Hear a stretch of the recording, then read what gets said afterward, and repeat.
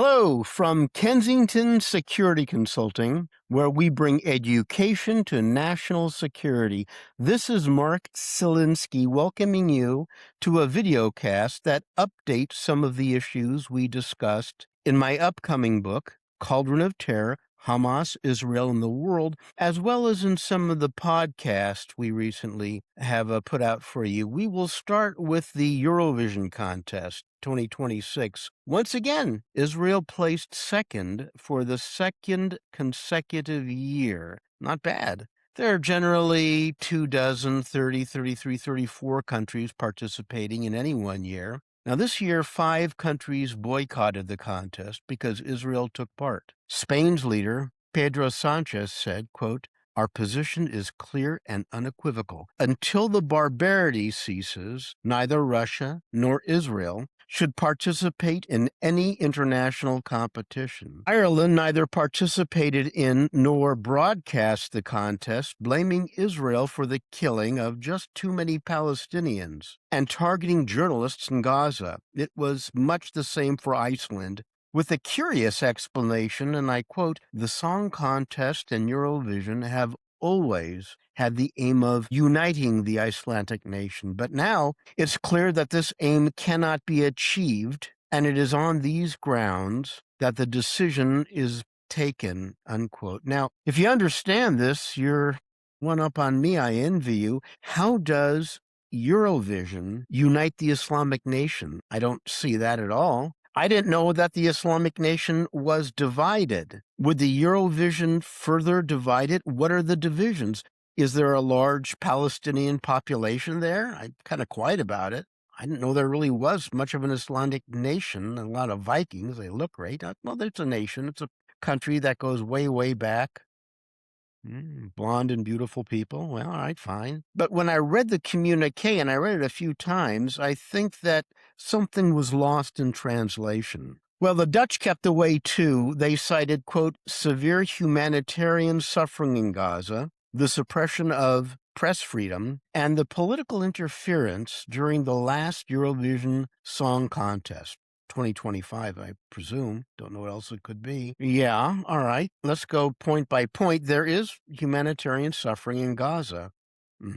They do suffer. Though I think reasonable people could debate about whose fault it is. I think October 7th, 2023 had something to do with it. I wonder if maybe some people might blame Gazan leaders. Well, there's the press freedom. The press has its limitations. The press is not free to partner with Hamas operatives in terrorist attacks or to provide them with shelter or intelligence or provisioning.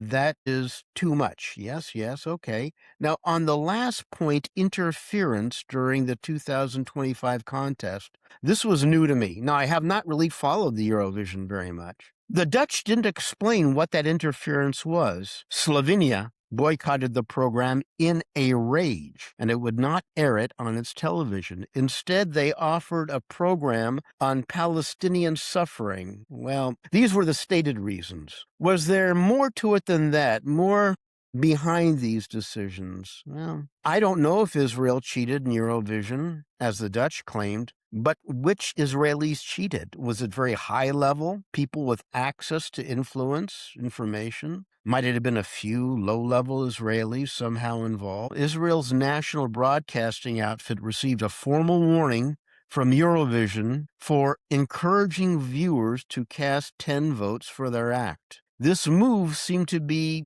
in breach of competition rules, but the voters have multiple votes. Maybe there's something to this. Maybe you have some information on that. Were other countries held to the same standards? Also, Turkey occupies Cyprus and has dislodged Greek populations. Does that ever come up? Ever in a vote? I'd be curious to know. My guess is it doesn't. Well, Israel does have something to celebrate. The boycott did not work. Only 5 came and Israel participated. All right, so they won it this year, and maybe they'll win it next year. It'll be in Bulgaria. But what about the year after that and successive years? Is there any reason to believe that critics of Israel will simply rest and let it be? I don't think so. Every year, the continent becomes more and more Islamic, and politics seem to lean that way. The continent is also restive, and for a number of reasons, governments, rulers, leaders have every reason to side with Muslims and with the left on that issue. There are very few Jews left in Europe. There's all sorts of talk about how much influence. No, they don't have much influence. Many are leaving. They're picking up and going. They see there is no future there, and increasingly they know where they're not wanted. So politicians have every reason to partner with these growing constituencies. The new left of the 1960s and 70s lay low for a while, but it was reborn in Europe and the United States. Came back with a vengeance. Its adherents despise Israel too. This is the Green-Red Alliance. We talk about it a lot and will continue to do so. I think it's very important. The partnership between leftists and Muslims on key issues of intersection. So efforts to boycott and ostracize Israel in Europe are likely to accelerate. But Israel placed second 2 years in a row through popular voting. Did Israel cheat, as some Europeans claimed? I don't know. I don't think so. Those Eurovisionistas who boycott and despise Israel were certainly on the lookout for cheating. Now, there have been Eurovision contests for 70 years, and the guardrails against cheating have evolved over time. If you have evidence of cheating, please let us know. So, assuming there was no massive and effective cheating, many Europeans wittingly voted heavily for Israel's song. Why? Well, my speculation is no better than yours, but Israel once again fueled a massive wave of public enthusiasm in the country, and it translated into votes. Israel takes Eurovision very seriously. Half of each participating country's score comes from a professional 5-man jury, while the other half comes from viewers voting at home through phone calls, text messages, and the Eurovision app. Each country awards points separately for jury and public voting. Israel simply gets the vote out. So Prime Minister Netanyahu's Hasbara office, or the Israel's Overseas Information Unit, aggressively promoted the voting. The Irish Times and several European intellectuals made much of this, as though Netanyahu and Israeli leaders did something wrong. Well, what is wrong with that? What am I missing here? When the Olympics were important, often in the Soviet Union, East Germany certainly, the national leaders of those countries said, support your team, support your country. Well, that seems harmless enough to me, but let's take a look at the New York Times reporting on this issue. It's very important. You know, the Times, the old gray lady, the journal of record. At least one article cast Israel as engaged in some kind of warfare, aggression, harming peace. No more than a song, it's information warfare. Quote, this is what they say. Governments aren't supposed to intervene in voting. Eurovision is a contest for public broadcasters and singers, not governments, unquote. Well, what do they mean by intervene? Are government employees under an implicit gag order? If so, who says? If it's explicit, where are those rules? Does the Times make the rules? If Israel didn't break or bend the rules, how can we explain, well, Israel's receiving 33.3% of the Spanish public vote, or about 49,000 votes last year. Spanish leaders despise Israel. Just look at Sanchez's public statements. I don't know how Israel's song, Michelle, took so many Spanish votes, but the song itself may have had something to do with it. You know, the story goes that in 1958, a gangly Texan, Harvey Van Cliburn, fresh out of Juilliard, performed brilliantly at the Tchaikovsky competition in Moscow. The jury was certain he had won, but they trembled. They needed to get Kristoff's approval. This was at the height of the Cold War. And one of them said, Comrade Kristoff, what should we do? Kristoff responded, did he deserve to win? Yes, absolutely, Chairman. Then give him the prize! And they gave him the prize, catapulting him into a national sensation and the pride of Texas. Well, in the same vein, maybe Spaniards liked Israel's song, Michelle. It is possible some may have used it as a protest against the Sanchez government. A lot of people don't like him, and he is loudly anti-Israel, so there may have been a kind of inverse dig at their leader. Pro-Israel, anti-Sanchez, maybe a bit.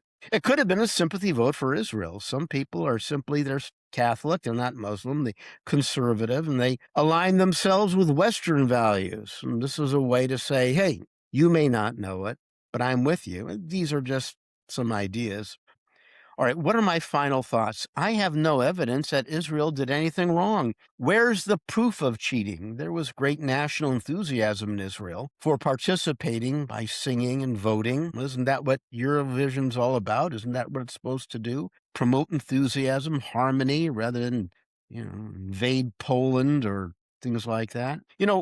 Many of the musicians, too, in the nations have had good musical years and bad ones. ABBA shone in 1974 with Waterloo. Britain had some good years, too, and in 2026, Britain charted dead last. European musicians have had good times and bad. All right, so what are your thoughts? If you think Israel cheated, please let us know. We'll verify it and give your voice air in our next videocast. Well, now we turn from song to savagery, and we examine columnist Nicholas Kristoff's claim that Israelis systematically tortured captive Arabs in Israeli prisons. According to Kristoff, victims were raped and sexually tortured.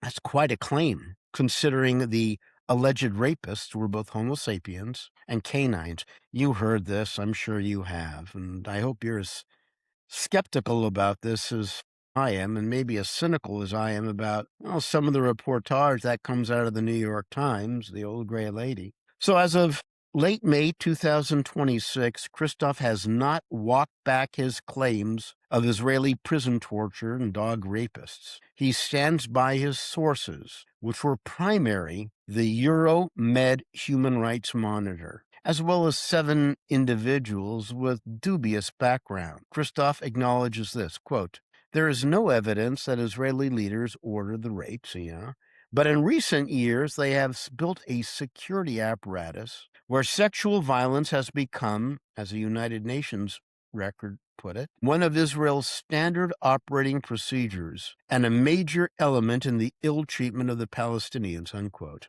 Well, this European Med Human Rights Monitor added that Israel uses, quote, systemic sexual violence that is, quote, widely practiced as part of organized state policy. Well, here you see a contradiction. Kristoff says there's not orders from the Israeli leaders. Here, the Euromed seems to say that it's state policy. Is it state policy without orders or somehow transmitting orders?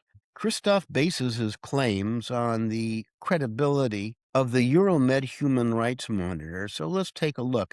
The founding chairman, Rami Abdu, is fixated on Israel and its alleged sexual deviancy. In a 2023 social media post, Abdu shared a map of Israel marking locations where he claimed sex offenders lived. The map was errant nonsense, nothing to back that up whatsoever. It was discredited, but remained online for a long time. Abdul also claimed that photographs of victims of the Syrian civil war were Gazans killed, maimed, tortured by Israelis. No, they weren't. So who is the chairman of Euromed's board? None other than Richard Falk, about whom we have a profile in Cauldron of Terror.